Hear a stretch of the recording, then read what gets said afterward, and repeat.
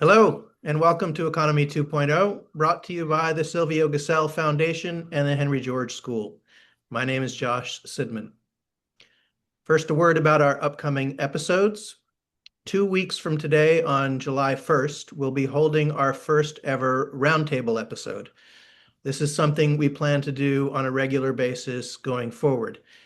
In the roundtable episodes, we'll welcome back guests from past episodes and bring them together to discuss their respective views about specific topics. In this first roundtable, the topic we'll explore is the question of whether recently developed digital technologies may create the potential for the first time in human history to extend the trust-based dynamics that govern economic coordination within families or small communities, but which cannot operate once a group becomes too large for all of the participants to know each other personally. This limitation has meant that for all of human history, once an economic unit grew beyond a certain size, something other than trust, based on direct personal relationships, had to take the place of trust in order to hold together an economic group and enable it to continue functioning. This meant that trust, the glue that holds together families and small communities, had to be replaced by something else when it came to coordinating activity in larger economic groupings. The question now is whether it might be the case that recently developed technologies like blockchain make it possible to overcome the limitation that has always prevented trust-based systems from growing beyond a certain size, thereby making it possible to create extended networks where people do not know each other personally, but can still coordinate economically on the basis of trust. To discuss this topic, we'll be bringing back Will Ruddick, Toyin van Sambeek, and today's guest, George Lovegrove, and we'll also be joined by Michael Meehan, who has not previously appeared on Economy 2.0. After that episode on July 1st, we're going to take a summer break for the rest of July, and we'll resume our regular schedule in August. Okay, before we get started with today's episode, I'd like to mention that we are now set up to receive contributions from anyone who feels that this series is something worthwhile that they'd like to support. When we started last year, we were doing episodes once a month. The schedule of guests quickly filled up, so we decided to do episodes twice a month. The schedule has now filled up yet again, and we're considering switching to weekly episodes at some point in the future. However, the time and effort required to do weekly episodes would represent significant opportunity costs. It's something that we'd very much like to do. Some financial support from the viewers would make it a lot easier for us to make the investment of time and resources. So if you'd like to help make all of that happen, you can go to the donations page at silviogesell.com and make a contribution. We'll put a link to that page in the description of the YouTube video. All right, a brief word about how these episodes work. Economy 2.0 is meant to be a conversation. Anyone who is with us live via Zoom is welcome to join the conversation at any time. In order to do so, please use the raise hand function, which can be found under the React tab on the Zoom toolbar at the bottom of your screen. If you have your camera turned on, I'll add you to the screen when it's your turn. You're welcome to use the Zoom chat, but I won't be able to monitor it, and the chat will not appear in the video recording. So if you have something to say, I encourage you to raise your hand and join the conversation.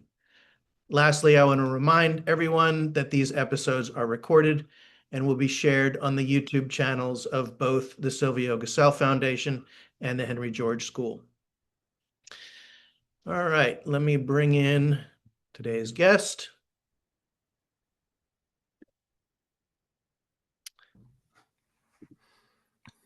George Lovegrove is originally from the UK, but now makes his home in Dubai, where he's a full-time crypto/Web3 developer. He's also the founder of the Web3 Association, an educational and informational resource for the crypto and Web3 space. And he's the creator of an alternative economic model he calls contributionism. George first reached out to me last year in reference to the course I taught at the Henry George School on the economic ideas of Silvio Gesell. Specifically, he was interested in discussing Gesell's proposal for demurrage. For those who are unfamiliar, demurrage is a consistent, planned reduction in the purchasing power of money. Its purpose is to incentivize the steady circulation of money in all economic environments and to remedy the problems Gesell identified resulting from what he considered to be the incompatible functions of money when it serves as both a medium of exchange and as a store of wealth. George, however, was coming at the subject of demurrage from a different angle, an angle I had never previously considered. He views demurrage as a potential treasury funding mechanism for cryptocurrencies and Web3 ecosystems. If you don't know what that means, don't worry. I didn't either when I started talking to George. Hopefully, he'll explain all of that to us today. So, George, welcome to Economy 2.0. Thanks for being here. Why don't you start us off by telling us a bit about your background and professional history? How did you get into crypto and Web3 in the first place? And how has your involvement in that space evolved over time? Cool. Hey, Josh. Yeah, and thanks for having me. My background is in software. I kind of started with kind of like web and mobile apps. So I've also like a lot of startups. So I've always been interested in thinking of new companies and kind of how they're structured, which kind of is a seedling towards kind of what led into contributionism later on. I kind of got more heavily involved in crypto around 2020. I was particularly interested in Cardano. So how they were solving things like the staking mechanisms and how the kind of tech was moving along. There was more content and education was also to kind of understand kind of the purpose of blockchain as well as kind of how things are actually working. So you could start to kind of roughly understand which ecosystems are kind of taking different approaches. And one of the areas that was particularly interesting for me was like the funding process. I kind of started really looking at the treasury and how the ecosystem itself could fund different initiatives. And that's one of the things that actually drew me to Cardano in that time, because they had a project called Project Catalyst. And what happens there is basically they have a genesis allocation for when you start the blockchain. Let's say 10% or 20% has been allocated for community initiatives. And they use that in the initial stages to fund different initiatives, such as DeFi apps or new kind of music apps or whatever you want to make on chain. And the idea is that when that kind of eventually will deplete, but you need some mechanism to fund ongoing maintenance and improvements. So the kind of original kind of approach that I see fairly broadly with Polkadot, Cardano, and a few others is to take a percentage of the transaction fees and use that as income for the treasury.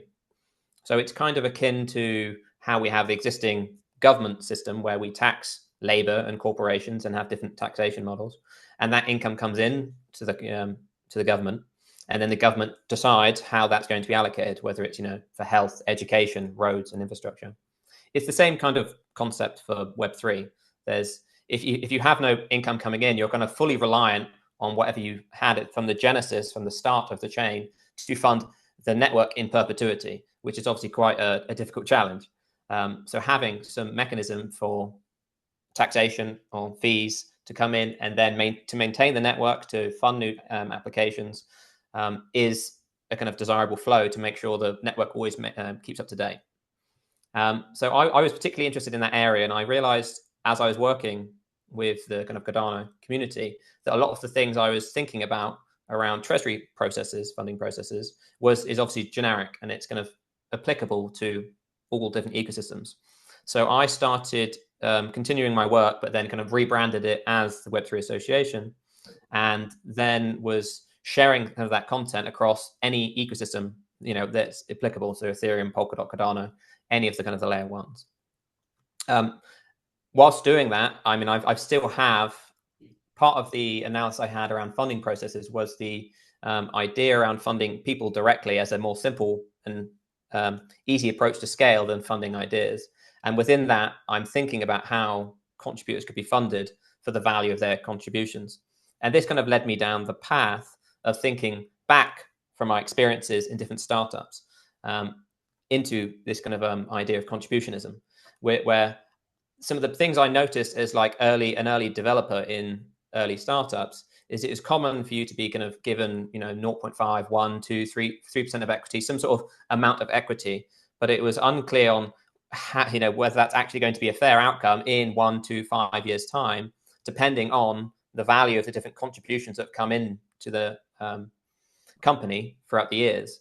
Like, it's very hard to know at that point, at the starting point, what's the value of my contribution at that point. So you're kind of guessing by doing a percentage amount, and not constantly reviewing that leads to inaccuracies in how much. A good source book that I've read around the topic, because I was nearly going to write something similar myself, is called The Slicing Pie, and that was looking at the complexities of trying to solve equity problems in early stage startups. So I had all these those kind of ideas in the back of my head when I was thinking about the problems of organizations and kind of how they're structured. And whilst I was doing all of this work thinking about the economic side and incentives of the structure of the organization, I was getting very more deep into looking at more broadly different economic theories that existed. And that actually led me to Georgism and, everything to the land value taxes and all of that kind of system. And I kind of binge watched quite a lot of the content on the Henry George YouTube. And very thankfully, your content came up there on there as well. And that's the only way I found out about Silvio Gazelle. And then I binge watched your video course on the money side. And that gave me a more complete idea of some of the different problems that exist across different areas. And that has led me to be thinking about, okay, I could continue to work on contributionism as an idea for improving the organizational model. I could spend some time on land and thinking about how we solve that problem, or I could spend time on money and think about how that applies. What's the intersection of these ideas and Web3, and which of those areas will be most impactful for society and moving us forward from the economy we have at the moment into the economy we want kind of in the future that kind of solves kind of the big problems we're seeing. And I know we've had a lot of back and forth conversations about this, but I feel the general trend of things that like the short kind of problem that we're trying to solve, I think, with each of those, and I think these are the three main areas, is land, money, and organizations. From what I found so far, is this problem of unearned income, is that you're receiving some sort of gain for things that you didn't do, or and it's not necessarily black or white. With contributionism, it's more complex, but with the land one, it's a case of you own some land or you're leasing some land, and there's people doing contributions around that land that make the land more valuable. You didn't do anything, but you get the increased value of that land at the moment. Money obviously has the problem that if you've got a positive interest rate of 1% and you hold $1 million in that coin or money, you can get 10,000, especially if it's like risk-free, which you can get in Web3 ecosystems via staking. So if you've got a 1% return on $1 million of capital, then that's $10,000 a year. And if you can live off less than that, you've reached escape velocity. So this is why a lot of and you'll hear it from Bitcoiners as well, that say there's almost an inevitability of wealth concentration within these networks. And I would agree. It's like the higher that percentage is of like a risk-free rate that you can get, the quicker that's going to happen. So because of understanding the importance of demerging, kind of how the kind of ownership of these coins could easily concentrate over time, demerge just seems like a prerequisite to getting the economics right of these Web3 networks. And if they're going to be the foundation of all these other things, which is new kind of ideas for how you approach organizations, new ideas for maybe paying for different land, and governments working on top of it. So if you're rewriting the whole stack of our digital systems, then you really need to get that base right. So after spending a lot of time thinking about these different areas, money seems to me the most compelling area to start, which leads to the cascading effects of more funding and more better infrastructure to rewire the rest of the economy. Getting in touch with you and learning about your perspective has been very helpful for me in terms of gaining a better understanding of the crypto slash Web3 space. And I was hoping that you could perhaps enable the audience to do the same. I'll say that my understanding of the crypto space prior to meeting you and a few others was not very positive. I started interacting with crypto people on the basis of my belief that they had identified an important problem, which is the nature of our conventional form of money. But that for the most part, and the most part in crypto at this point is Bitcoin, and and others that are not as large as Bitcoin. Um, um, my sense was that they were focused on the right problem, but that they had the wrong solution.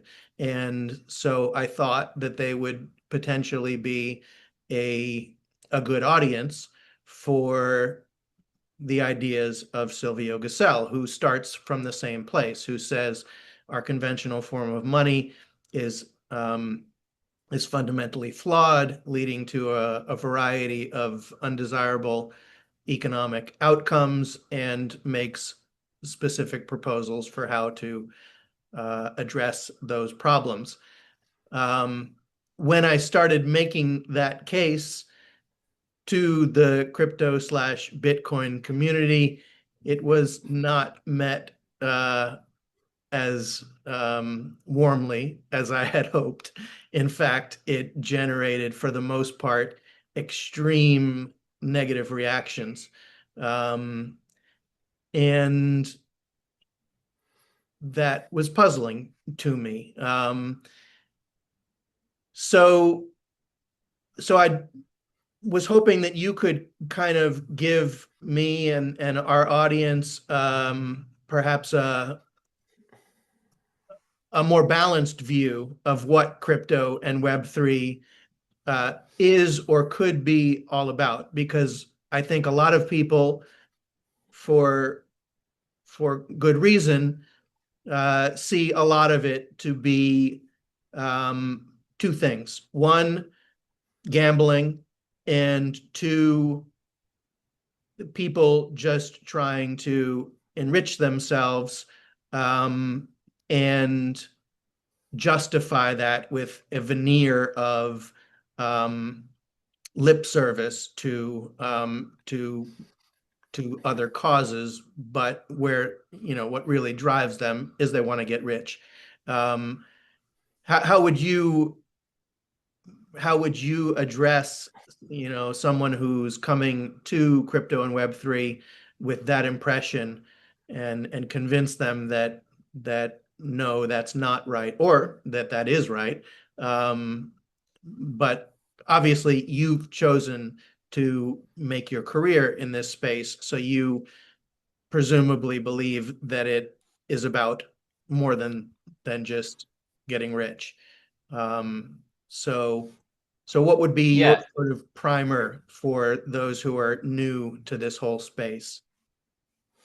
yeah. I mean, I guess to start with any kind of new network or technology that can grow from nothing to something huge, there's always going to be a lot of money involved. And that can be for things that are not good for society and things that are good for society. Happens to be that this is something that can be very good for society, but there's this, there's still alignment that people can also make good money from it.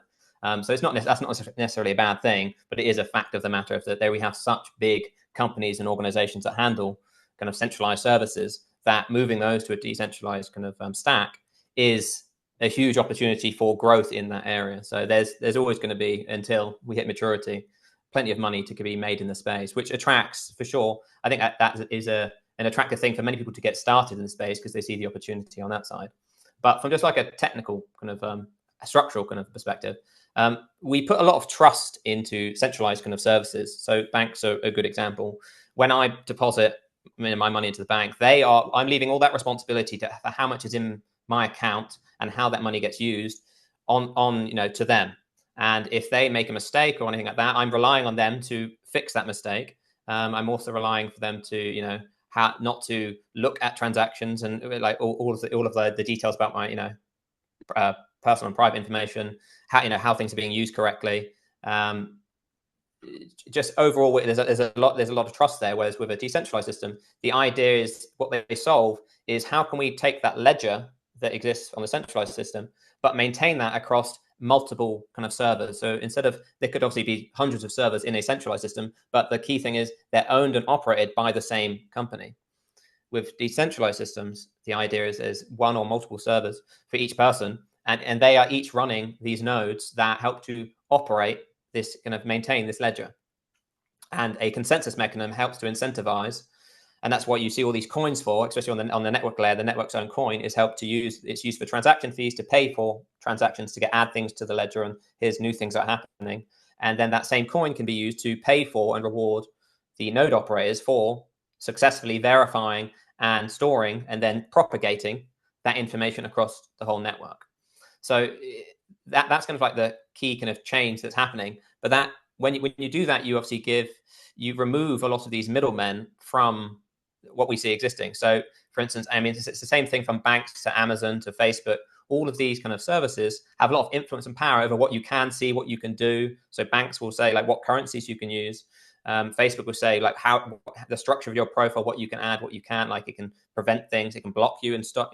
All of these services can stop you from using them. So there's been a few kind of cases in the UK where you'll see in the news where someone's being stopped from being able to use an account for whatever reason, and you see it in other countries as well. And it's like, well, they've been denied access for fundamental financial services for some reason that may or may not be fair. I mean, I think generally it's always going to be unfair, but there could be obviously some things like terrorism and you're trying to prevent that problem. But with the decentralized kind of services, no one's going to be able to block your access from being able to use those kind of protocols. So in terms of like a benefit of it, let's say with a bank, I could say I can deposit some USD and then I'm going to get a 2% interest rate or something like that. But there's a lot of the interest rate that maybe from any like kind of lending activities or anything like that the bank is taking. With a decentralized kind of approach, I'm going to choose a protocol myself that's been written in a kind of smart contract that automatically kind of runs all of the same kind of logic for lending and borrowing and these different financial applications, but I will receive the majority of the benefit from that, minus any kind of fees for running the code. So instead of I'm relying on the banks and then taking majority of the kind of income from those fees, now I am instead. So you become your own agent towards like I can make my own income that you were previously making. But the nice thing about the kind of decentralized approach as well is that you have more self-sovereignty and kind of responsibility to be careful in this kind of space because you're going to given a lot more power over how you're going to use things. But this very same kind of services, you have a banking service where they kind of handle fraud and different aspects around how your money is handled.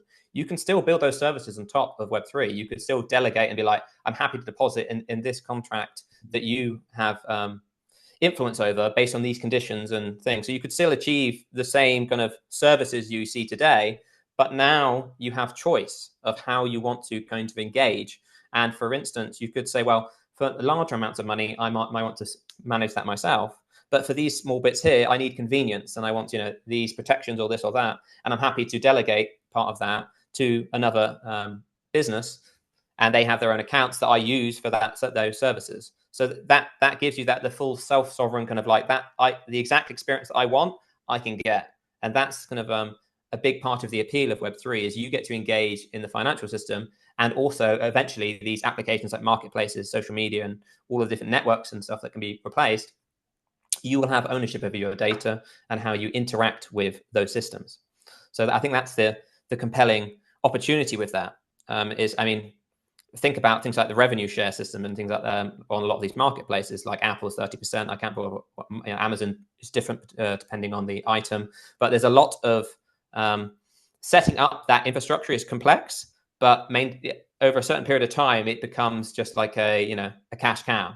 There's not much necessarily more innovation that comes in, but they're just constantly taking. The decentralized kind of protocol protocol approach to that will basically bring most of that down to as close to nil as possible, because you have a protocol that kind of fulfills the same use cases as the Amazon, the social network, the Google search, but it's in a free and open source protocol that solves that same problem.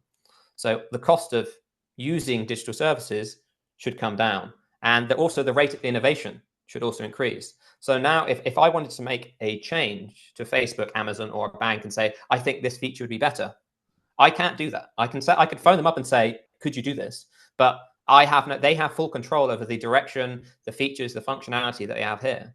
In a more decentralized and open source alternative, I could code that myself, or someone else could take the existing code and make it, I'm just indicating to the world I'd like this problem solved. Other people agree, then someone else might do it, and there might be a business opportunity for it. Or, again, we've got AI now writing apps as well. Maybe it's a case of you can vibe code the whole thing.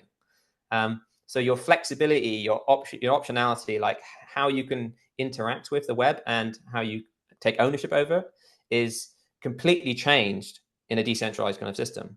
So there's so many things to replace, and I guess how I'm trying to kind of contribute to the space is working like how can we get the bedrocks right with this for things like the monetary policies, and that to then lead into it being much more fairly aligned for how we incentivize and reward the ongoing development of all of these different things, because you'll launch the first version of open source Facebook equivalent, and that will, similar to other things, I mean, even like TCP and lots of our protocols that started the internet, they've had improvements and changes over time, and those improvements and changes need to be funded.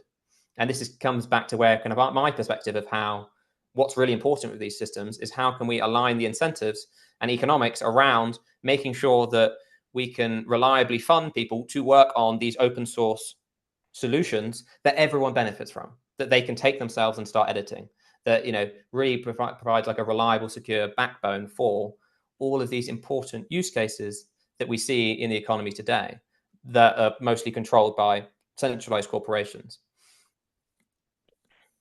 Hopefully that was yeah. Like I'm not a great spokesperson for Web3, but I that's hopefully a good overview as much as I can. I thought it was a good overview. We've got a couple of raised hands, so let me. First hand was Walter Perry. Walter, you want to go ahead? Thanks, Josh. Hello, George. Since you're using the Web3 brand, I'm assuming that you're using Ethereum type transactions rather than UTXO type transactions. Am I correct? It could be either. Like I'm not. Well, it can't be either if you're committing to a single form of blockchain. Yeah, but I'm not. So all my work is just educational resources and theories and ideas that can be applied to any of these systems. So you won't find anything in my resources that's point to like you should use this chain over that chain, because it doesn't need to. They can, or each of these chains could adopt those ideas. And obviously I do have opinions on those things, but that's very, very off topic for the technical side of. There's no actual implementation, no working model of your transaction process. No, my job, I see, at least as I see my job, is I'm not creating the ecosystems to chains. I'm trying to understand the monetary theory, their funding processes, their treasuries, how they actually work from an economics and incentives perspective and system, and then provide suggestions. So you'll see in actually quite a lot of the forums on these ecosystems I've posted a number of times in like, here's some ideas of how you could approach your funding process, or how you could think about the organizational structure. Because I'm just trying to suggest ideas and then collaborate with, it could be an accounts-based model or a UTXO model or the object model, different like kind of state models. I could work with any of those ecosystems, and that's absolutely fine. So my work or educational resources is not going to be suggestive of what the right outcome is, because it just doesn't need to be. But one of these systems will, in its merits, will prove itself over the coming years and decades for sure. But if you use the Ethereum model, you're going to find yourself with the trust problem that has pretty well killed Ethereum. I mean, Ethereum is essentially dead at the moment. Joe Lubin might tell you otherwise, but you're trying to replicate what Joe was doing 6 years ago. The idea being to fund development, but centralize it around the various spokes of the Ethereum wheel. But it seems to me that's going to require a specific transaction model just as a place for people to get started, because you're going to have to use that transaction model not only for transactions in the underlying coins, but also for the demurrage, the contributionism, whatever sort of central administrative transactions you want to make space for. And then that ultimately implicates, well, how are those centralized functions going to be implemented without destroying the decentralized trust that you're counting on for your system to? I mean, if you end up I think I get with proof of stake and a very small group of validators running your administrative centralized functions, you're just another fiat. And you're manipulated by people who quite literally have bribed their way into that job by staking more of the coin than other people are capable of staking. Yeah, so there's with the ideas that I'm working on now around demerge and how that could be applied to Web3. And at the moment, the suggestion that's come up is a network coin tax to simulate the effects of demerge. This idea of how you could, and how that can improve the monetary system, or as a fungible asset, the network coin and the networks. I've not seen that adopted in any layer one at all. So from my ideas from an educational analytical kind of perspective, I'm having to approach each of the layer ones, regardless of their implementation, and say, here's why these ideas make sense. I'd love to discuss them intellectually and go back and forth. But it would, to take it to the next step, it would then need to convince the protocol engineers and the leadership within that ecosystem, and then also kind of be shared to the communities of that ecosystem, and then there'll be some enough acceptance to go down that approach. So it is non-trivial. No, it's very much. I mean, yes, I got it. Obviously, got it. I thought you were in an implementation rather than in a design, or in a technology rather than in a philosophy. I'll contact you offline. I think we have much to talk about. Yeah, sounds good. Sounds good. Always willing. All right. Thanks, Walter. We've got another hand raised. Giannis, let me add you to the screen. Go right ahead.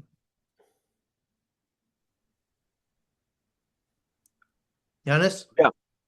Thank you, George, and thank you, Josh, for hosting this. I have two questions. You mentioned that there will be monetary inflows into the system, and so in other words, your system monetarily is not going to be its own universe. So like you can have fiat influxes in there, in additional to the coin that you're going to be using. Did I get that correctly or not? So with some of the work I've been doing recently, I've been thinking about where does money sit in Web3, and does the network coin. So these ecosystems have create a network coin. So for Ethereum, it's ETH, for Solana, it's Sol, for Cardano, it's ADA, that help to reward the node operators. And people use it. The demand side is for paying for transaction fees. That's the kind of traditional model we see at the moment. And part of the work I've been doing is trying to think about, is that coin also suitable for being the medium of exchange? And after looking at that for a little while now, my answer kind of point fairly strongly to no, because if you were trying to make a single adopted medium exchange across the world, like you could imagine the complexities of that and the scale, and how would you ever maintain stable prices across all these different countries that are growing and contracting at different rates? So it might be good for some supply chains, but it's not good for others. So it becomes I couldn't find a compelling reason why you'd want to consolidate into a single form of money. As another example, let's say I have an online game and a real world nation. So both two different communities, and each kind of want their own forms of money. So I came to the conclusion that multiple systems of money make sense. They're beneficial, and they also take away that kind of systemic risk of having one thing that you need to rely on. And what that means for these networks is I don't think the network coin needs to even try to be a medium of exchange, even though it obviously could be. I could decide to send some Ethereum to someone else to pay for a good or service. But from a infrastructure and kind of like implementation perspective, I'm not trying to do things that try to make the network coin better as a medium of exchange. It's instead what these networks kind of represent is really a replacement of the kind of banking system. So, and this is another thing I've kind of written about in some of the resources, is the key thing that changed from when Silvio Gazelle started and suggested to merge is that we had physical forms of money. And when we introduced digital forms of money, we introduced these facilitators into the exchange process. So if I send you money, well, if I give you, let's do physical first. If I give you money at $2, there's no one else that I'm relying on to finish that exchange. I've got some physical money and I pass it to you. That's it. So there's only two involved. But with digital, if I send you $2 via debit card, I'm now relying on my bank and their bank to complete that transaction. I'm kind of giving that responsibility and saying, you handle that. And I'm relying on them doing that. So we've introduced these facilitators into the exchange process. The thing that Web3 can do is to replace those facilitators from a centralized kind of system to a decentralized one. So instead of me having to trust them and make sure they do things as I expect, I now have open source code that I know how that system works, and it will work like that. And no one can suddenly change how I expect that to happen. So the network coin, how I see its responsibility is to always make sure that network is alive. And never hinder or prevent any transactions. It should always be encouraging and allowing for all the different things that need to happen. Whereas mediums of exchange, those can come and go and be created as tokens on these networks. So most of these networks, you can create tokens, like we see a USDT and USDC stablecoins. These are examples of tokens. So I kind of expect there to be many mediums of exchange that compete. And this kind of key difference that we see, that we're going to see with Web3, is that I'm going to be much more self-sovereign over deciding which kind of currencies I want to use, and I could use 5 of them or 3 of them, whatever. I'll have that full agency to decide, and I will rely on the network coin just to make sure like I have the ability to use all of these digital assets and new things that are coming online. Always is like, that's like the key responsibility. Hopefully that. So anybody can use any coin they come in with, unless provided there is some counterparty to transact with, and your network is going to be agnostic to that. It's not going to say, "Oh, I only accept this type of coin and that and not the other." Is that kind of where you envision this platform to go? And Yeah. Let me also add also a corollary second question, which kind of echoes the issues of trust that that Mr. Perry was hinting at. The big problem, like what people don't appreciate about the current banking system, is that it has built, a huge, repository of trust based on which we go and participate in it. How do you envision that trust to get built? It's going to be like grassroots, bottoms up, like 2 transactions, 3 transactions, 3 people, 4 people, 5 people, and then you create kind of like, you're going to naturally grow the trust repository required for participation and the goods and services exchange. Or you are going to need also a parallel legal and enforcement mechanism to build the trust and say, hey guys, if anything goes wrong, we have the people in the enforcement potential to remediate and resolve any conflicts, problems that are going to arise. Can you comment on that as well? Thank you. So for the first one, it's not definitely take out my network, because at the moment it's like I have no intention of creating a network.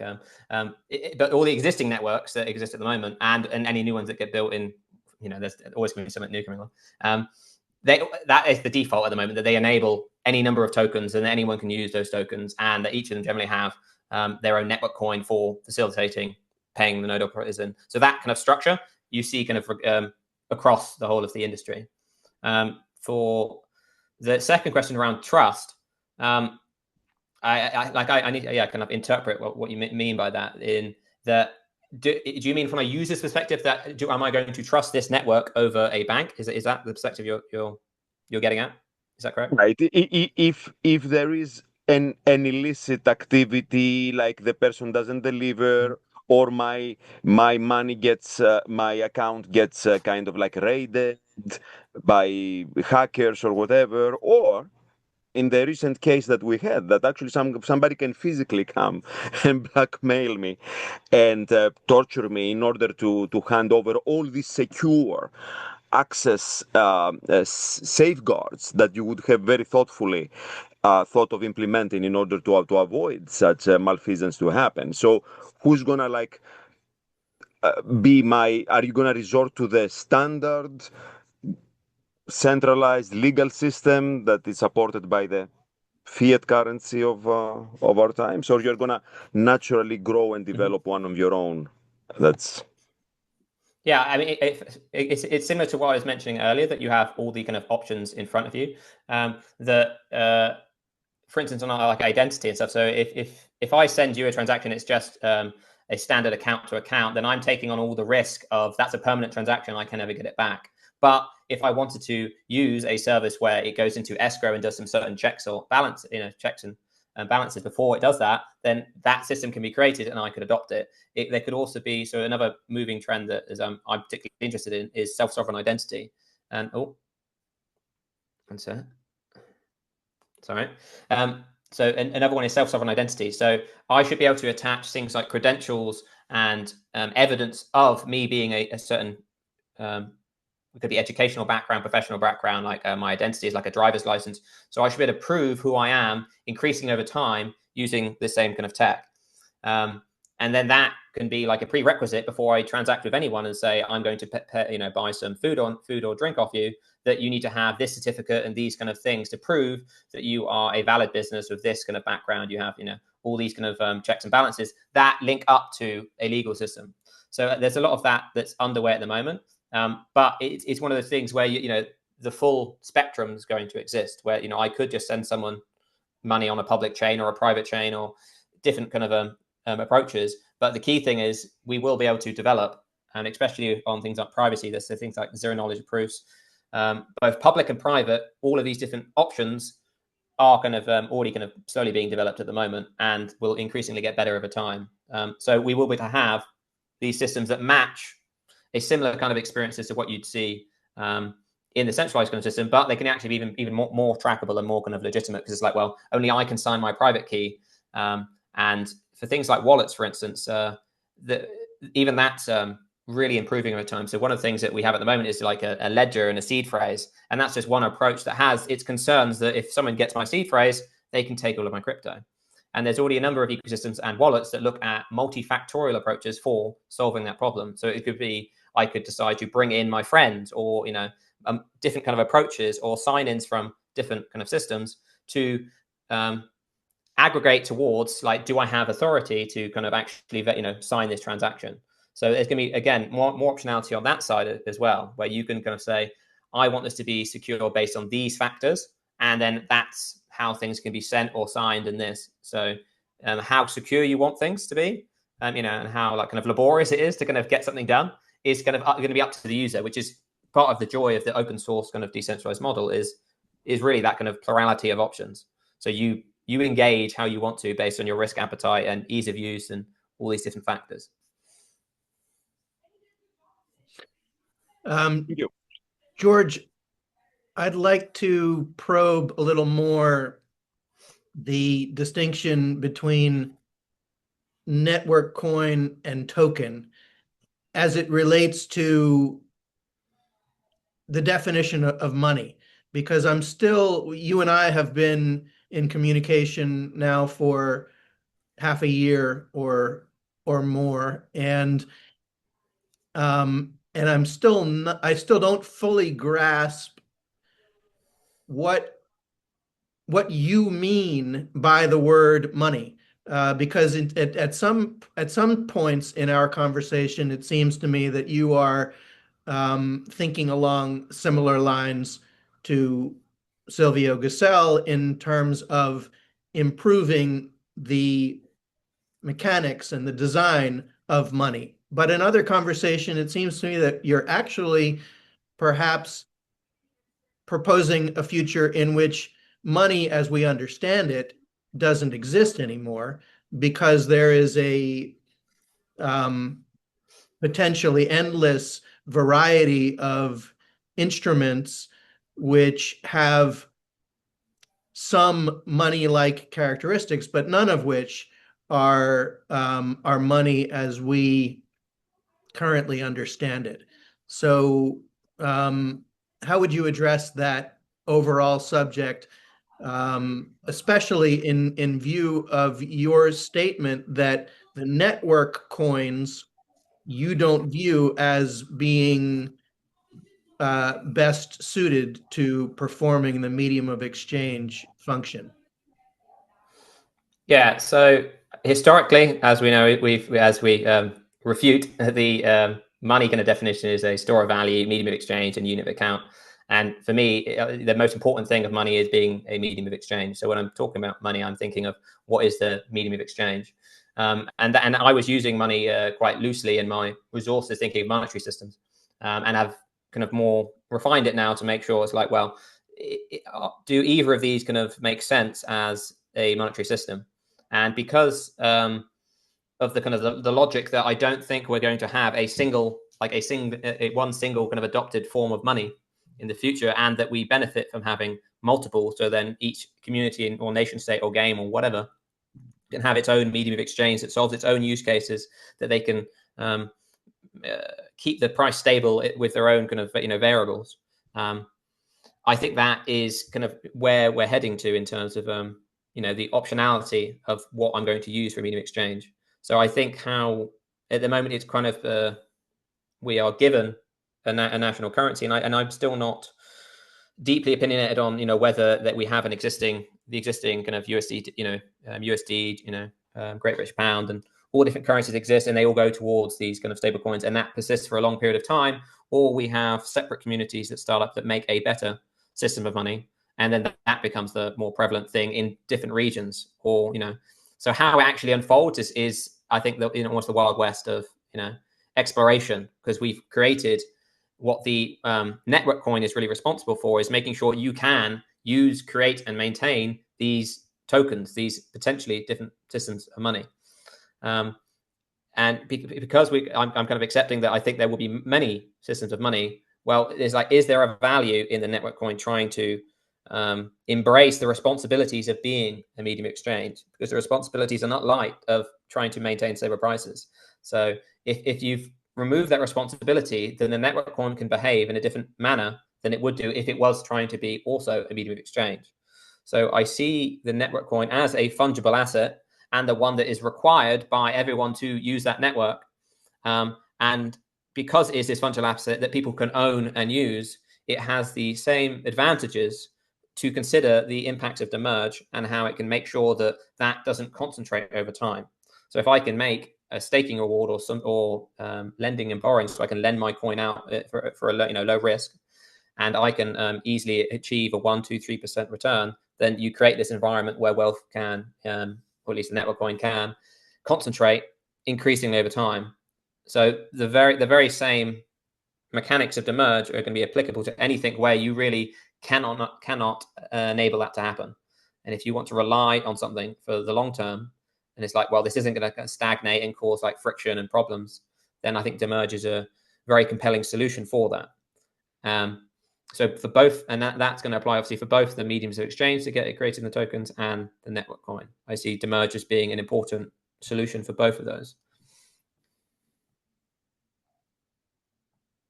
Okay, let's help me understand better network coins, because Bitcoin is a network coin, right? Yeah, BTC is the coin, yeah. Ethereum is a network coin. Well, yeah, so Ethereum is the network, and then ETH is the network coin. Yeah, and you'll see obviously all over the different cryptocurrency boards. Okay, and a token is something that anyone can create and design their own rules and functionality to perform to serve a specific use case. Right. Now, the network coin, its sole function, if I understand you correctly, is to enable transactions to happen. Is that right? Well, to maintain and operate the network, to make sure that it's people demand the coin to use for transaction fees, and the coin is then those transaction fees get used to pay for node operation. So it's a simple kind of demand and supply of node operators that kind of that's its key responsibility. It could also be used for other use cases, but when you think about these other use cases, you've got to think about, if we're going to implement things that make it better for those use cases, are we degrading its usage here, or making something that's a systemic risk? This may be a technologically ignorant question, but I'm going to ask it anyway. What if some kind of technological quantum leap happens such that transacting can be accomplished without cost? If that were to happen, would network coins suddenly become irrelevant and unnecessary? So this is something that I've been actively, the trend with transaction fees is they are going lower and lower and lower. And that the problem with that is obviously it's like, well, is it making enough income to pay for node operators? Like, what is that going to be the limiting factor where you can't lower the transaction fees anymore? And one of the approaches I've kind of mentioned in the resources is that, well, introducing something that can simulate demerge, like a network coin tax. So if you hold coins in your wallet idle, and there is a small taxation fee, that tax can be used to pay for the node operation. And that can mean that the transaction fees can be reduced. It doesn't necessarily they can be made free, because then you have a spam problem. If they're free, I can just spam the network repeatedly and just get a load of different servers to do the same thing to kind of bloat the network. So you need a way to prevent this kind of DDoS attack. And one way that could be achieved potentially in the future is if we had things like self-sovereign identity solutions that are baked in to the network. I'm not at the stage where I can say whether that will or will not happen. Hopefully that kind of solution could eventually work. But the key problem you have there is like a proof of to be like Sybil resistant, to prevent, to have some kind of collateral and reliability to this identity. You need something that makes it Sybil resistant, some sort of proof that I am in fact a human, and that if I do the actions of trying to spam the network, that my usage of the network could be limited or something like that. So I'm doing something that's aggressive and attacking the network, then there could be some punishment for that in terms of like collateral I got staked, or some sort of different mechanism to prevent me from doing that again. But this is a very hypothetical at the moment. Like, I'm not too sure whether what's going to be achievable on that front. So if it is, then yes, we could have free transactions where instead the node operators rely on a different kind of income source, which is from the network coin tax. And it's not out of the question that the network coin, that multiple systems of money could be used for paying the node operators. I'm not. The complexities with that is that each of those tokens are kind of managed by a subset of the community that could exploit or change that system in a way that benefits themselves suddenly. Whereas you have the scale of the network coin that everyone uses, and it's that scale that kind of gives more security. If you can make a very simple implementation of it, then it helps with the reliability. And the risks of kind of using other approaches and tokens is that it needs to be as reliable as these other approaches, or it needs to meet the threshold of that you cannot break the system. Because if these networks are going to continue to get global adoption, they become very similar to a space launch, a rocket launch, where it's mission critical. Like, if this goes down, people die. Like, people can't transact, they can't do things, their whole lives are going to stop. It causes massive problems. So the key thing with how these are implemented, and whether we achieve kind of free transactions, is can we maintain that level of security and reliability? If we can, then you should keep the fees. If we can, then obviously yes. So it's going to be very dependent on some of the developments of the different areas of tech, like in identity and these kind of different things that influence what's going to be possible. But at the moment, I definitely can't say, whether we do arrive at the free transactions dream, which I don't think is completely implausible at all. Yeah, I find it fascinating to think about because such a large portion of the crypto space is about trying to pick the winner, right? And the Bitcoiners, of course, believe like they have all of these articles of faith, like there is no second best. Bitcoin is a once in humanity innovation, and it can never be replicated. Whereas it appears to me, and it seems that your answer to my question confirms the notion that the need at all for a network coin may at some point disappear. And then what becomes of these established network coins that have, Bitcoin? What is the market cap of Bitcoin at this point? $2 trillion or something like that. Would that just evaporate if that technological challenge gets unexpectedly solved in a different way? I'm open to be like I think you should always be open generally, but I'm open to being different approaches for rewarding node operating, because that's really the functional, really important part of the network coin is how do we make sure that we can reliably fund people, there are different people across the world to maintain and operate this network, to run the servers. And as long as you can solve that problem and it's reliable, then and the network coin is kind of the obvious way of starting that, where you have this coin that dedicates that purpose. But yeah, the alternating kind of approach could be multi kind of token kind of fungible asset approach, because this node operator accepts these 5 different things, and this node operator accepts this, and it's just you can have automatic exchange that I'm just going to pay with this, and it gets exchanged automatically for the thing I'm looking for. I mean, yeah, I'm open to it. I mean, I wouldn't say I'm that well informed on whether whether there is a reason to be like it's absolutely not possible. But yeah, so I wouldn't speak with any high confidence at this stage, but always open to the potential that could be a case.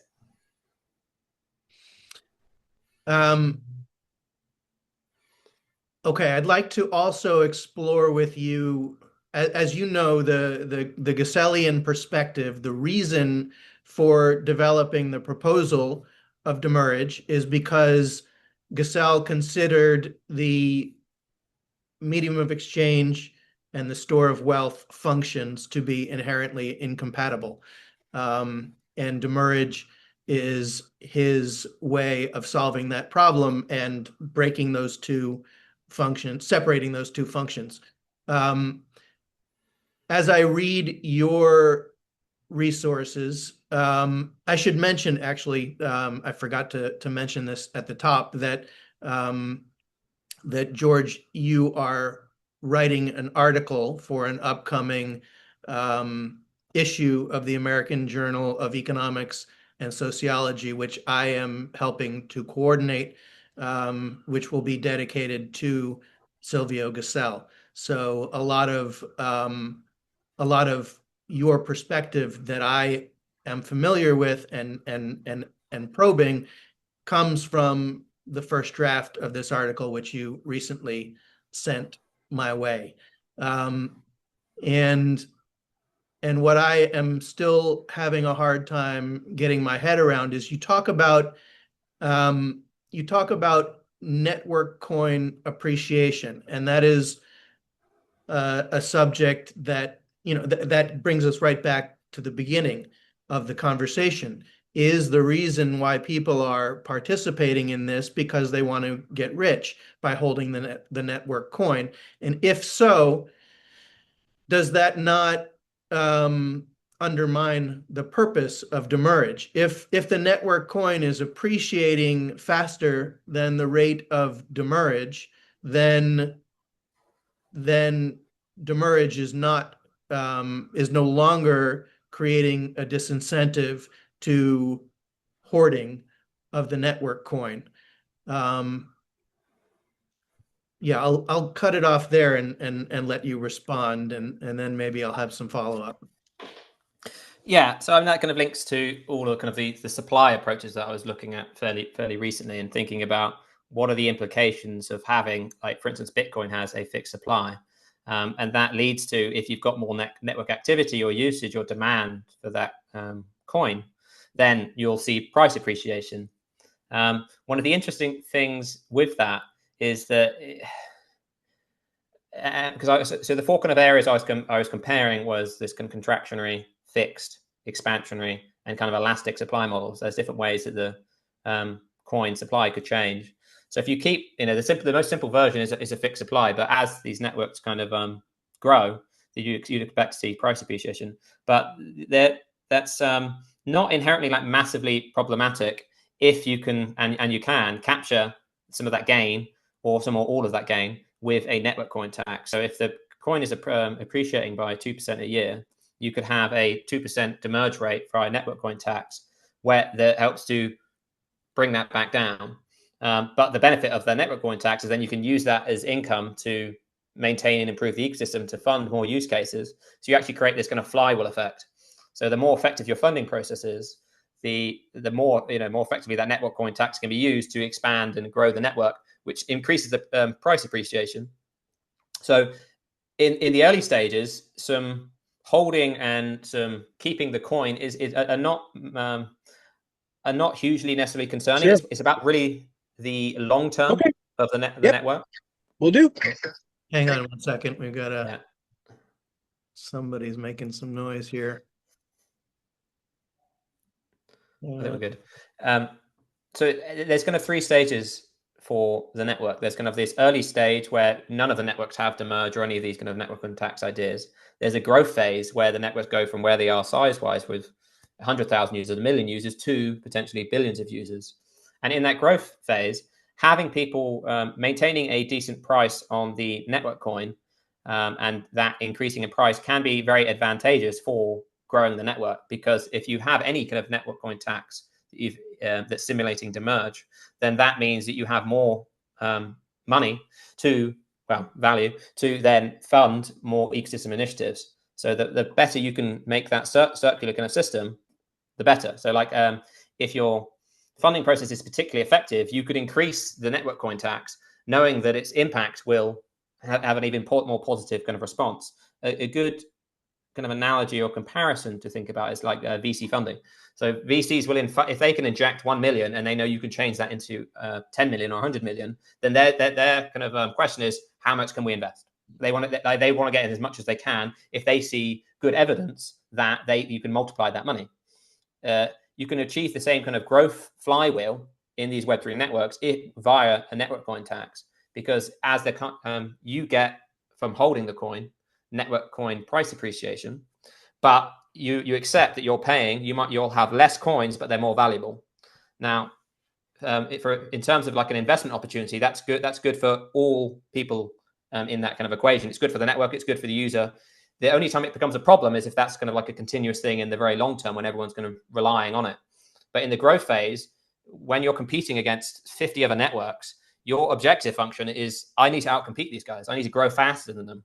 So if you're giving away some price appreciation, some gain in that short term, that's kind of like, that's a fine thing to accept, because if your network wins, well, it doesn't, the rest don't matter anymore. And then the growth of the network will naturally come down because it matures, and then demerge is simulated, because if it stays around a similar amount, then you've got that kind of demerge rate. So the demerge is highly compelling for kind of creating that flywheel growth lever. The more difficult and complex areas is like, what rate of demerge is going to make sense in the very long term, and that's the bit I'm still working on even now. And I don't think I'll ever have a concrete answer. It's just kind of pointing at what might make sense. It's going to take, as I've talked to you many times about, it's going to take experimentation, just kind of seeing how this works over the long term, to kind of arrive at ways to actually manage, whether you need to manage the rate and what that rate can actually finally be to maintain that system of, yeah, when I always trying to prevent myself from saying system of money, because the network coin I don't think should be money. So it's a system, any fungible asset or money, they can all benefit from to merge. And I'm going to stop there because I'll go on too much otherwise. All right, I'm going to want to follow up on that, but we've got a hand raised here. So let's bring in Robert. Robert, welcome. Go ahead. Hi there. Thank you both. George, that was very interesting. I really appreciate that. Quick question from me is, what is your attitude really to private blockchains and smaller ledgers? And do you see them having a role in providing solutions to this? Or do you think the scale is just too small to be manageable and worthwhile doing? Yeah, no, I think they're going to be really important for different use cases. The extent of what split there's going to be between public and private chains, and also whether it's I'm not deeply opinionated on whether it's going to be like 50%, 50% on both of those chains in terms of like growth, or whether it's a public chain with privacy features. There's quite a few different ways that it could be, that privacy features could be implemented. It's not my area of kind of expertise to kind of comment too much. So I mean, I can tell privacy is going to be obviously a huge part, especially some of those. So for instance, zero knowledge proofs is a way that I want to be able to, if I've got a driver's license, I want to be able to prove to you that I'm over 18 or 21, but without having actually have to show you my driver's license. And we already have some tech that makes that possible, that you can use in the identity space, the self-sovereign identity, that I think will get lots of more adoption. So then you can only expose what you need to interact with different services and things like that. So all of that's going to continue, but exactly how it's going to work on the network layer and some of the implementations, and whether we have to have a private chain at the base layer is kind of beyond where I've kind of spent much time. I'm kind of, again, on that one, probably open to a few different options of how that could actually unfold. I'm it's only so much I can forecast. Yeah, no, thanks. I guess one of the things I'm getting at is, I work at the moment in the sort of payments industry, and one of our great sort of banes is getting transactions per second. And when you're dealing, basically keeping the end user literally happy, and if you've got something that's going to be too big and too clunky, attached to Bitcoin or whatever, it's going to be a slow transaction process. So I don't know how you sort of speed that up without creating smaller blockchain networks to operate with basically a smaller number of people. And effectively, so you're cutting off the length of the blockchain so that it's not just ridiculously long and slowing down the transactions that are possible. Yeah, so as like an example, on an existing layer one, you could create something like something called like a state channel, where you're kind of creating a new environment where you could have really rapid transactions, and you might not necessarily be using the existing network coin, you might be using something else, and you might be able to achieve some privacy within that and then close it down at the end. So that's kind of like using an existing open and permissionless kind of network that's public and trying to build privacy features on top of that. But you could also have like a chain that's already private from the layer one, where you could do something similar, but it might be slower. And both of those approaches could work. What ones are going to receive the most adoption, and because it depends on obviously the use cases and requirements. This is where I'm unsure. So this is why I see a wide plurality of ways that these things could be implemented, but I'm unsure on which one. I don't have a very informed opinion about which one I think is going to be the dominant approach. Does everything go on a public chain and then you build all these privacy features on top, or do we actually have to have a private chain? At the moment, I'm unsure. Okay, no, thanks for that. All right, I want to continue to investigate your vision of what I'm understanding as sort of a life cycle of competing networks, in which at one stage of the life cycle, the network coin you consider it desirable for it to perform a store of wealth or growth of wealth function, because that creates a motivation for people to adopt, to move toward that network in competition with other networks, but that a network then reaches a point of maturity, at which point does the network coin stop performing the store of wealth function? And if not, do you not end up with the same wealth concentration problem that motivated Silvio Gasel's work in the first place?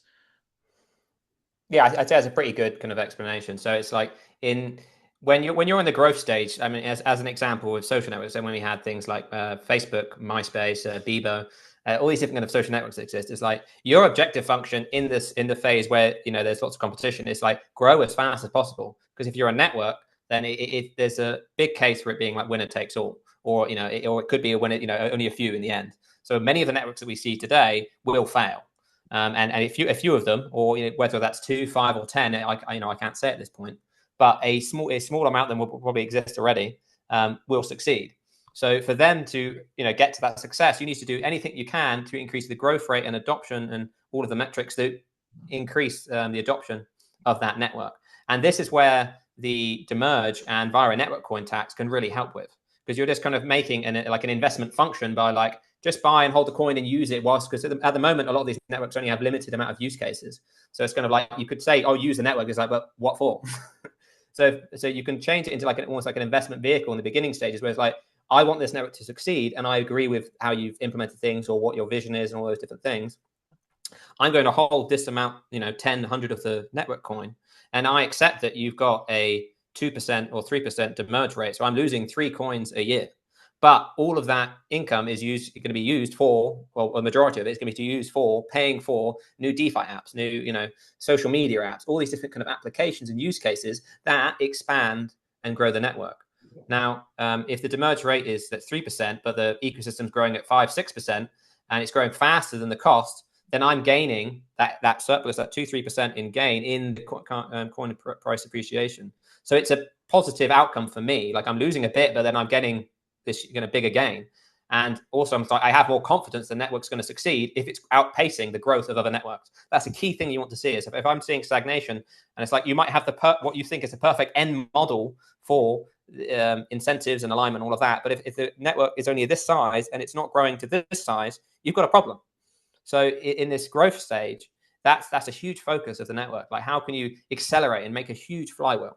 And that is, to me, it's just like the slam dunk of demerge, and how you can apply it in these Web3 networks is via the network coin tax and funneling it through to funding each of these kind of initiatives. So instead of, and this is kind of more the current model you see, is that you have VC kind of venture capital kind of firms that are funding different ecosystems, like different DeFi protocols, and them receiving the kind of award and the early tokens for those kind of arrangements. Whereas with a network coin tax demerge kind of model, you're saying anyone that invests into the network will receive the benefit from price appreciation from what happens in the ecosystem. So we can fund those same things from a more neutral source that everyone wants to contribute towards. So the whole kind of funding model becomes more aligned from an incentive perspective if you adopt demerge via a network coin tax and fund things through the treasury to improve it. But this growth phase is not something that lasts forever.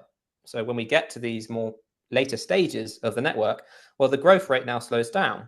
So if you've still got the same 3% growth rate, the network might now, because it's so big, and the law of diminishing returns, like at some point that's going to start dipping towards the 3% or 2%. So at one point you're not making a gain, it's just maintaining. And then in the year after that, you might be losing a little bit. But that's exactly the point where you really need the demerge to really kick in for dispersing the coins and making sure that incentivizing the more productive use. And in these later stages of the network, you're going to have all the use cases you just funded for people to use the network coin. So and as it's an ongoing thing, that coin dispersion just keeps happening. It keeps happening, and you get all of the impacts from demerge, which is like if you can't find a better opportunity than losing 3% a year, then you just sit there and keep losing 3% a year. That's fine. But if you do find a business opportunity that breaks even and you store your value, you start to consider things like that. So all of the different ideas from Silvio Gasel then become all, much more prevalent and naturally occurring once that the growth rate drops down. But there's still a lot of work that I need to do on the different ways that you maintain demand for the network coin, because the argument could be, is like, oh, well, suddenly the network coin is just going to lose all of its value and it drops to nothing. Now, I don't think that is the case if you had like a 0.1% demerge rate in the latest stages, because it's like where it's still very storable. But what rate is going to be right for maintaining the right level of demand for the network coin, and obviously the right rate of demerge, this is where all the complexity and a lot of thinking is still happening for me, at least. And then I think it's one of those things that you're not going to have like the perfect outcome. It's going to be from trial and error that we find out what that is. But at least for the growth stage perspective, that is where it's very exciting to adopt a merge via network contacts, because it's like, if you're an ecosystem, all you really want to do is like do everything you can to beat the other networks, and this aligns the incentives with just bringing capital into that ecosystem and expanding it over time, and funding, just keep on funding new things. As long as you can make a good funding process, which is where I kind of started from in this kind of endeavor and thinking about all these things, you can make a good funding process, then the sky's the limit on how fast you can align the incentives. Okay, one part that I find myself still being skeptical about is this idea that you start with the number go up motivation, and that get rich quick motivation, and that you at some point mature and leave that behind. The problem I have with that is that if that is why people are there in the first place, and according to your description of the life cycle, that's going to over time disappear, why aren't they going to just take their pile and go elsewhere when it stops being a number go up technology? And given that the nature of these solutions is open source, what's to prevent them from being taken from one ecosystem to another? And it seems like maybe there's never a steady state that is achieved. You've just got up and coming networks which are feeding the number go up people, and then the number go up people are going to jump ship once that network starts to reach maturity, and so that network is going to perhaps decline. And maybe that's okay. Maybe you've just got a constantly rising and falling population of networks that is not going to ever settle into a steady state.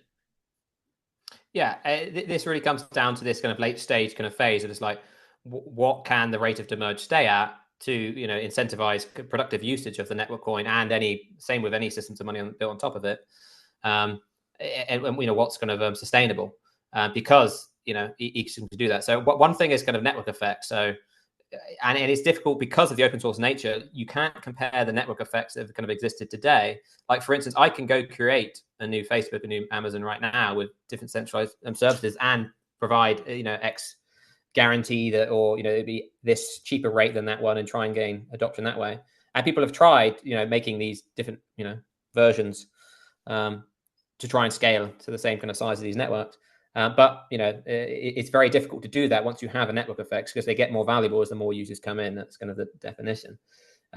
So it's hard to say how powerful networks will be for kind of decentralized networks, because we have agency and ease of duplicating networks and adopting them in that way. But you obviously still have people using the existing one, so there is a stickiness there. But like, how sticky is that?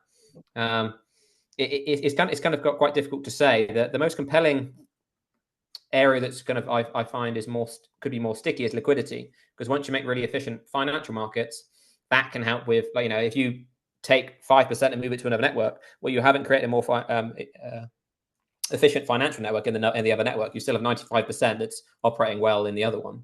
So, but even that could be contested, because let's say you have like all of these AI agents, and a lot of this is delegated, and you know, one AI agent says, I'm suggesting a pre-commit that we should adopt this new network because there's this gain for all of the early people that do that. I'm going to do it if all of you, if you guys do it. And then people say, I'll do it if you do it, and I'll do it if you do it. It's hard to predict how things could move across and change when a lot of these kind of actions and what things are being used are kind of handled, you know, outside of human control, as well as obviously human control actions as well. Both of those things could cause, with open source networks, migrations of different things in different areas. So it's difficult to kind of say with any concrete, you know, answer of what's going to be realistic. I'd like, for instance, even a very low rate of demerge, like 0.1%, is still highly compelling, because then you have a very reliable and competitive kind of way to pay for node operators without relying on transaction fees. So the volume of transaction fees doesn't matter, and you can just pay them for that and bring the transaction fees as low as possible, you know, humanly possible. So even on a low demerge rate, it's still a more aligned system for kind of reliability and just funding, maintaining the network. And on the slightly higher kind of rates of demerge, you can fund ongoing kind of maintenance and improvements. But these ecosystems will eventually mature where less is needed. So this is the area that I'm wrestling with, you know, constantly over time. Is just trying to think about what are realistic network effects, what are realistic kind of, for instance, I mean, if there's things we put into law that you know, for instance, for me to be fraudulent and tell someone I'm selling this pen, and I'm saying it's this, and take the money in some way that's fraudulent, is advantageous for me, but it's not good for the collective. I could go and murder my neighbor and take all of their assets. That's advantageous to me, but it's not good for the collective. A group of people could do that together and say it's advantageous to us, but it's not advantageous to the collective. These kind of obvious cases where we say we're going to come together and make laws to say you cannot, you know, kill people. You cannot do this. You cannot do that. We could adopt similar kind of ideas for, we don't want to have a network that consolidates over time. And because we've seen the evidence that happens, we could have laws across the globe that say we need to have at least a 1% demerge rate on the networks. And we kind of, you cannot use, you know, so there might actually be some authoritarian need to prevent this kind of vicious cycle. Now, hopefully that's not necessary, but there are different ways to solve that problem. And it's hard for me to say at the moment, because I've been like 6 or 7 months into this, kind of thinking about it. What landscape and what kind of approach is going to be the most compelling for ensuring we don't just keep, you know, causing the same problems? Because if you have a storable money system, it can lead to the situation where all the early adopters get all the gain, and it's just a vicious cycle. So how many times would we have to go through that loop to be like, maybe let's collectively agree that this isn't a good system? But do we need to go through those kind of pitfalls a few times for it to? Hopefully not. I think, I mean, even if there's some data modeling, we could kind of help to show how, and we're already obviously seeing plenty of examples in real life of these examples of unearned income, to be like, well, we can prevent this, you know, by adopting a different approach, whether it's network effects, legislation, or, you know, a number of different ideas for kind of maintaining the rate of demerge. Yeah, a multitude or a few of them could work in parallel, or one of them does the job. Maybe network effects is enough in the end, and, you know, maybe the financial liquidity is sticky enough that people don't leave. It's hard to say, I'd say, overall. But this is probably the main area that I'm now spending time, is really on this kind of later stage. I'm already convinced on the growth potential from using this approach, but it's all in that later stage of just kind of like, what happens at the end, and how can we not fall into the same mistakes of the past once we've got a network that it's fulfilling its kind of potential of having all these use cases and all of these kind of adoption. All right. I'm trying to budget our time. We've got a little bit more than a half hour left, and I really want to spend some time on the different supply models and how that relates to price stability or lack thereof. But before we get to that, I'd like to take one more stab at improving my own grasp of really what Web3 is. So let's try to stop talking in generalities and take a specific case. Let's take eBay. eBay is a Web2 business that essentially produces none of its own products or services. Its entire value is based on the fact that it has successfully created network effects and brought together a universe of individual actors who are providing all of the value, all of the goods and services, and all of the demand for the goods and services. Can you describe to me what a Web3 version of eBay might look like? Yeah, so with eBay, they obviously write all of their own code, and all of the data that's involved with, the images, the descriptions of the kind of things you're selling, that's all stored on that kind of centralized system. And they also do a number of other things. So they're going to help with the payment processing. They're going to help with kind of maintaining your profile. They're going to help with, like, if there's a problem. Sometimes that's done by the like PayPal and the payment processors, like refunding people. So there's a number of kind of services baked into that. In the Web3 approach, is you're going to make something like a protocol that makes it easy for you to add products and things you're trying to sell into this kind of decentralized stack. So I own that data. So in eBay, they could say, no, I don't want you to list that product. In a decentralized kind of thing that no one's going to be able to stop me or change my stuff. It's going to be based on how I want to interact with it.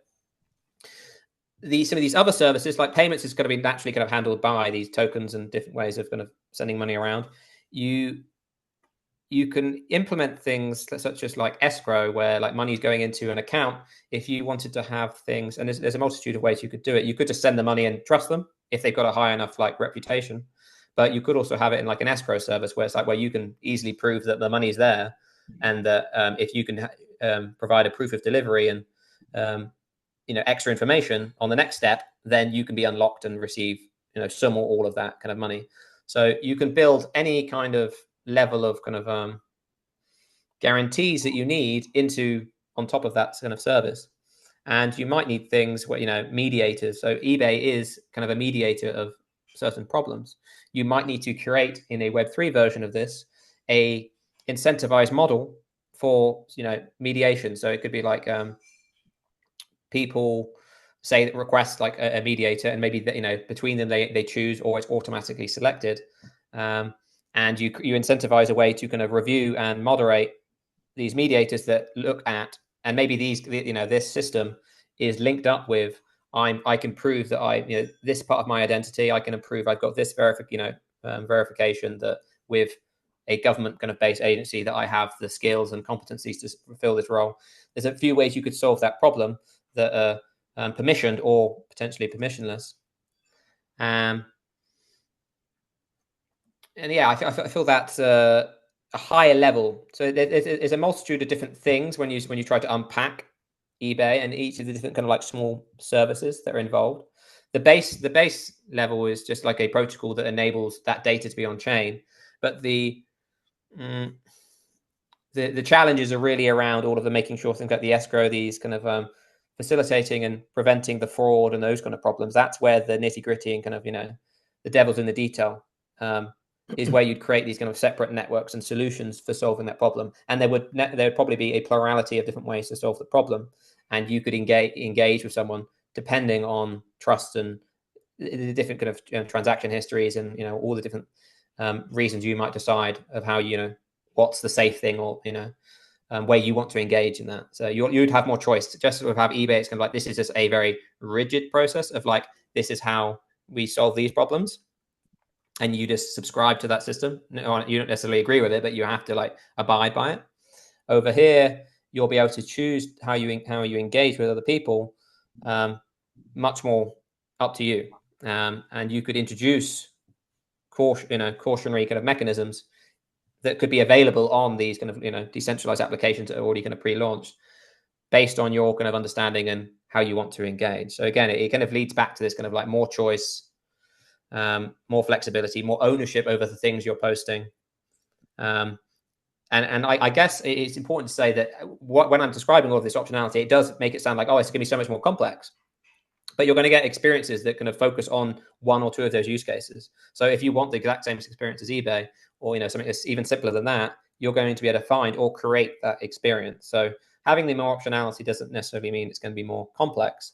It's just that if you want to dive into that complexity of kind of like having more ownership over things, you can, but you can also kind of delegate it to, that like eBay could start using these protocols and still be a middleman that you continue to use, for instance. But you could also be like, eBay's contributing towards me selling this item, but it's also listed more generally elsewhere. Instead of it just being in their centralized database, it's now available publicly, and I'm choosing which middlemen that I'm allowing to help me with this kind of exchange process, rather than it being like just these guys. And that's kind of the beauty of it, really, is that you can still get this experience, but it's in a way that you have more influence and control over. But to get to the multifactorial approach, there's lots of different things that need to be curated to build up to that full beautiful experience that you have control over. That will obviously take time. I get how you could break down the full eBay package into component parts, each of which could be sourced from a menu of different providers. But the part that I don't get, how a Web3 solution could replicate the utility of eBay, is in bringing together a huge universe of buyers and sellers. Like, for example, I bought and sold quite a lot of used footwear on eBay. And the interesting thing about footwear is that not only do you need to find the right brand and style, but you also need to find the right size. And that's, sort of a needle in a haystack problem. And it's the reason why eBay is kind of, well, it's not the only game in town, but it's by far the best game in town, because it's got, probably orders of magnitude more both supply and demand. And so it's much more likely that supply is going to meet demand via eBay than a decentralized approach, at least as far as I currently understand it. Can you paint a picture of how a decentralized marketplace could compete with the volume of supply and demand that people can access via a Web2 technology like eBay? Yeah, so what you're describing is the chicken egg problem for marketplaces. That once it's very hard to get them started, but once you've scaled something up, it becomes actually quite hard to compete with it. It is the same with in any kind of like network.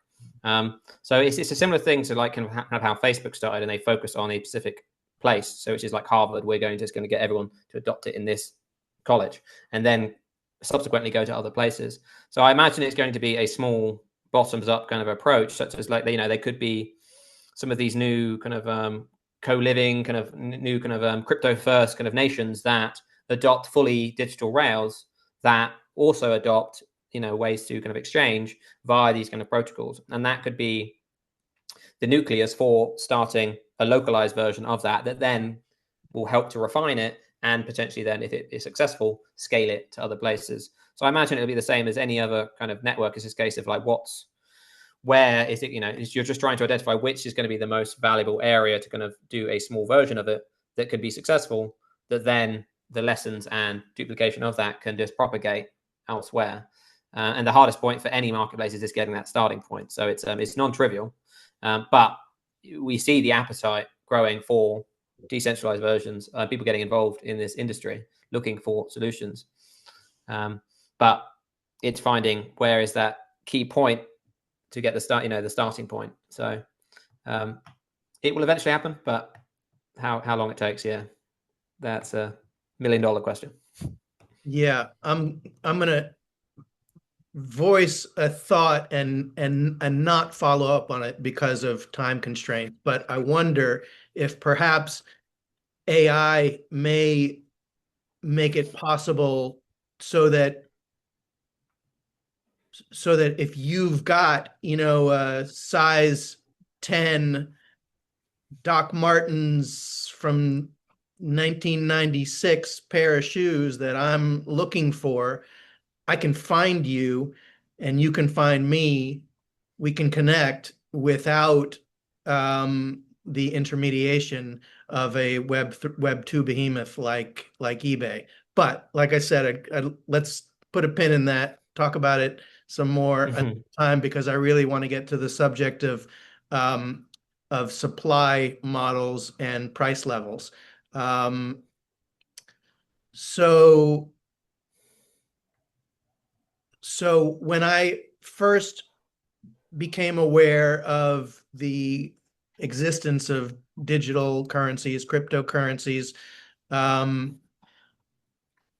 I said, it interested me because I thought that they were motivated by a very important and compelling concern, which is that nation states who issue fiat currencies tend to abuse that power. And we've seen, massive expansion in central bank balance sheets since the great financial crisis of 2008, just to avoid catastrophe. We've seen, I think the Federal Reserve balance sheet has multiplied by 4 or 5 times since 2008. That's not how a healthy system works. I think most people, regardless of their ideological point of view, would agree that that's a problem. The Bitcoin solution is the fixed supply model. And I invented an analogy to communicate the reason why I think that's a very bad solution to the problem. I consider that like observing the fact that steering a ship in a stormy ocean is difficult and dangerous, and therefore we're just going to get rid of the steering wheel. That's how I see the fixed supply solution. I see it as no solution at all. But the question is, if we are going to open our minds to the idea of the money function being performed by something other than central governments, then the issue of supply needs to be addressed. How can a decentralized network adjust supply to maintain price stability? If we take it as a given that price stability is desirable and is one of the metrics whereby you evaluate the performance of a monetary system. That's something that I believe to be true, that's one of, if not the main factors that you judge a system of money by, is does it result in price stability?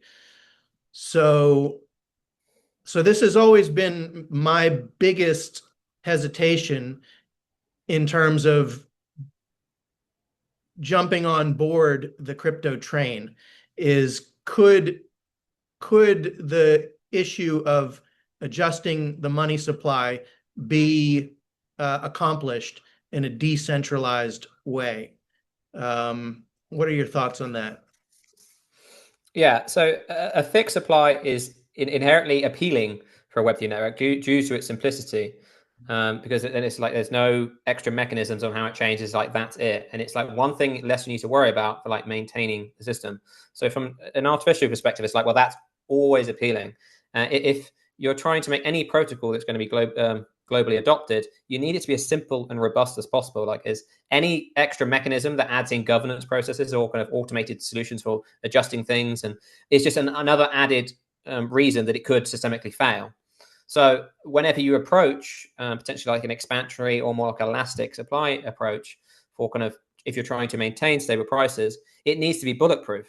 If you take the kind of manual approach of governance, then you have the problems of just the scale of the problem. If it's a global audience, people using the network, it's the complexity is like, well, how are they going to be informed enough to vote on what the supply chain should be?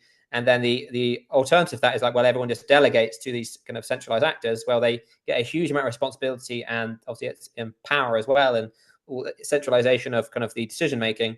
There's a concern about that and how that could be abused as well. And then on the automated kind of side, you're very concerned about how could that mechanism be exploited? How can you really assess the demand for the kind of network coin or some of these, especially the network coin for a global perspective? Like, how can you easily tell whether the supply needs to increase or decrease? It's like you look at, we've got examples of, mainly because we've got this kind of debt-based system that kind of requires constant kind of expansion, but we don't have many good examples of countries and monetary systems, or just generally more fungible assets, where when they're in complex usage and they've managed to maintain stable prices. I think it's a very non-trivial problem to solve. So for Web3 networks specifically, like, they need to be extremely cautious on adopting an expansionary or elastic, these different supply approaches, unless they've got the proof to show that this isn't going to cause a systemic issue. So if there was a doubt in whether you could achieve that outcome, I would pick fixed. But if those systems, and you can get better at understanding the kind of demand and economic growth rate of the network, then you can consider an expansionary or elastic kind of approach. But it's at the moment, it's difficult to say on whether what's going to be achieved on that. There is it really, and in terms of maintaining, so if you adopt the fixed approach, then obviously you have this problem of constant coin price appreciation, which is deflation, and it incentivizes the kind of holding of the network coin if it's applied to there. You can, and I cover this in some of the resources, if you're having deflation and the coin price is going up, then you can counteract this with a demerge rate and say, well, if it's going up 3% a year, I can charge 3 or 4% to make sure it's still you're losing. It's still incentivizing that kind of usage of the network coin. But it's like, then you've still kind of got this problem of how to maintain that rate of demerge, because obviously you've still got an economic change kind of rate. Then you're, instead of just if you have a rate of demerge, if you adopt the expansionary or elastic supply approach, you have both the problems of maintaining a rate of demerge and the supply. Whereas if you just do the fixed supply approach, you just have the rate of demerge kind of problem. But in either case, you still have a problem of like having to either automate or manage some kind of rate, or just accept that you could obviously go down the route of just saying, we're going to, for whatever reason, say fixed and then 3% rate of demerge, and it just stays like that indefinitely. I'm not massively excited by the idea of a governance-based kind of solution to changing the rate of demerge or the supply from just like it's obviously you could do it, but it's just like the complexity or this the amount of centralization of power you've got to delegate to a few people, because it's only a few people are going to be well informed enough about what that change should be. It's going to be a lot of just like throwing it in the dark. But I also don't know, and even though it's much more appealing, of like if you are going to try and solve that problem, is how to automate it. At least with the rate of demerge approach, you can kind of at least capture most of that unearned income by just taxing the gain. And if there's a way to just assess the increase in value of the network coin reliably that isn't easily exploited, then that is at least a way to kind of counteract it. But again, I wouldn't say I'm massively confident on the finality of what's going to happen there.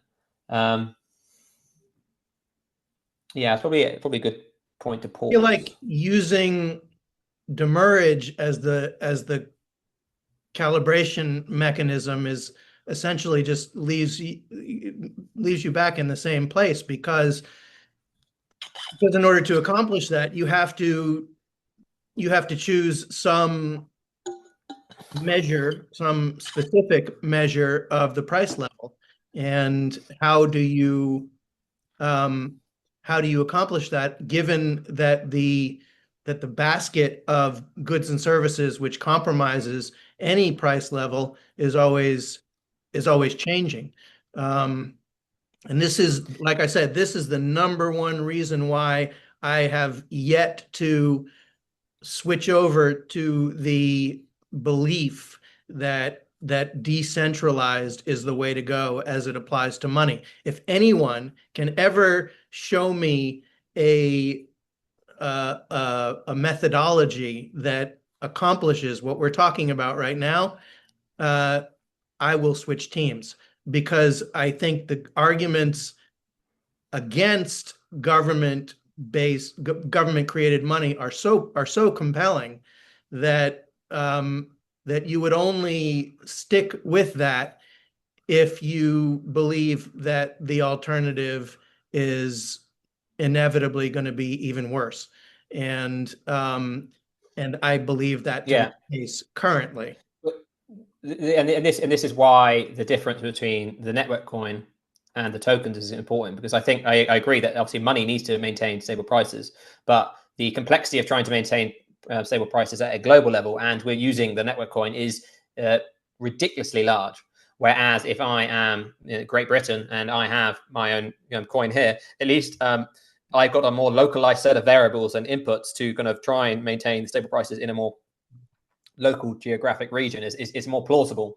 And also it's less systemically risky for something to go wrong, because it's only affecting this country and it's our own choices rather than every kind of person in the world.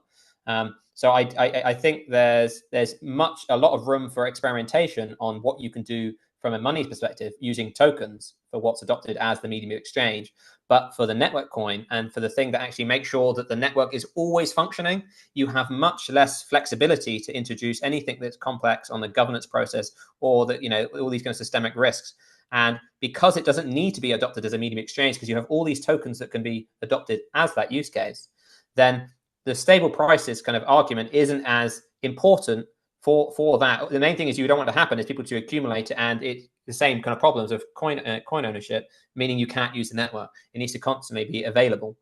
But there are arguments depending on, like, for instance, if you use the network coin as financial liquidity, then you want some form of as close to stable prices you can get, or at least moderately stable. Because if I'm, for instance, getting lots of coin price appreciation, why would I bother adding it into a token exchange or some other protocol when I could just sit on the asset and it keeps accumulating?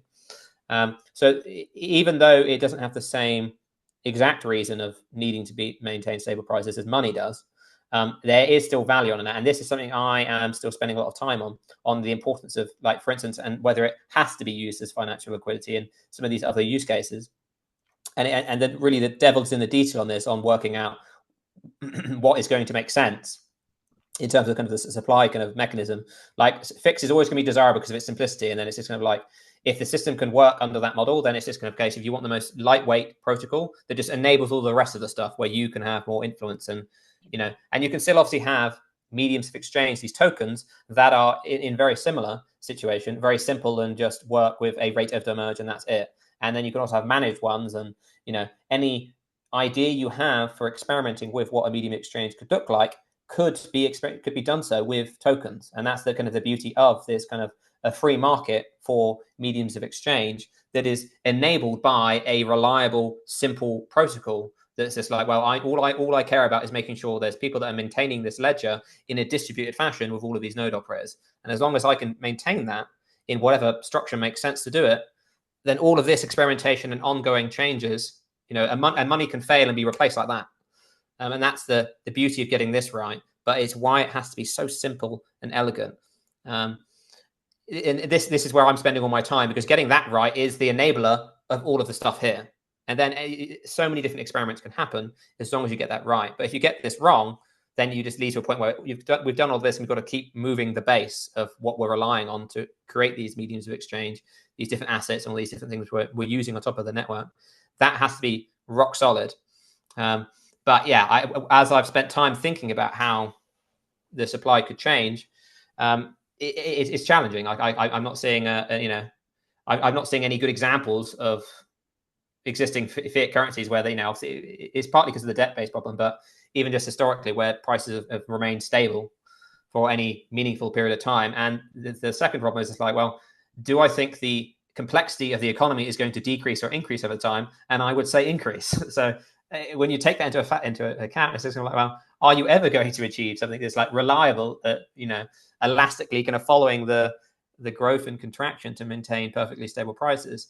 The key thing, I think, is to be conservative. Like, if you are going to increase the supply of the network coin, is to always be conservative and do it below the economic growth rate, the demand for the coin. So you'd rather have the price appreciation go into the coin rather than assets via inflation, because at least with the coin, you can use a network coin tax to kind of capture that unearned income. Whereas if it goes into assets, where your coin is just getting less valuable, and it's very, very difficult, as we can see in our existing society and setup, that it's very difficult to tax wealth when it's expanding the prices of all the different things that exist. Then you've got to go and try and take a fraction of someone's painting, and like it doesn't really work. Whereas at least with the coin, and you're conservative, I'm much more concerned about an expansionary supply that's beyond the growth rate than I am with having some coin price appreciation, because at least with that, there's a chance to solve the problem of how can we capture that form of unearned income, where it's like, well, you're doing nothing and you're getting this coin gain. Well, the demerge rate could solve that problem. But how you automate that demerge rate, again, is just like an area of complexity. It might be the case that you just have to maintain a simple 2-3%, and that is, the simple, elegant solution. I'm not at a point where I'm opinionated on, obviously, what that, which approach is going to be pragmatic, and the most desirable is obviously going to be one that adjusts, but the complexity, and it's basically a case of what is actually achievable from an implementation perspective. Like, what tools can we actually create that solve the problem, which is difficult to forecast. All right. Well, we've only got a few minutes left here, so I'll just sort of wrap up this part of the conversation by observing that I think, you and I are both convinced of the case for demurrage, but I'm sure you're also aware that 98 out of 100 people on the street who you go and talk to about that idea are going to think you're crazy. So for us to make the assumption that demurrage is going to be there in your toolkit to address these issues seems to me to be a pretty huge leap of faith. And if it's not, then the fixed supply model, as I understand it, is guaranteed to run into an iceberg at some point. It's just a question of when, where, and when. And I don't think we can make the assumption that the world is going to grasp and embrace demurrage. I hope it will. I know you hope it will. We're committed to working together to make that more likely, but it's an enormous mountain to climb. I'm sure you would agree. Yeah, I guess my stance is more optimistic on the inevitability of demerge, because I can see the flaws in the existing kind of that kind of storable system, and how it can like almost inevitably lead to concentrations of wealth. I don't think there's an inevitability on the timeline on it happening in a year or even 10 years. But I think there's more of an inevitability of the problems of the existing kind of approach to monetary policy and things being able to concentrate over time, that lead us to eventually, whether that's 5-10 years exploring and then eventually adopting and agreeing that maybe we shouldn't allow this form of unearned income where people can keep on receiving unearned income that they have not contributed towards receiving, and it's just another system as well as land and organizations that needs to be fixed, so we have a more egalitarian and fair economy that's actually works for the long term. All right, well, let's leave it there. We're going to see you again in our next episode, our first roundtable episode, which is going to I'm really looking forward to that. let me give you an opportunity to share with the audience any of your resources or your website, your organization that you would like people to know about.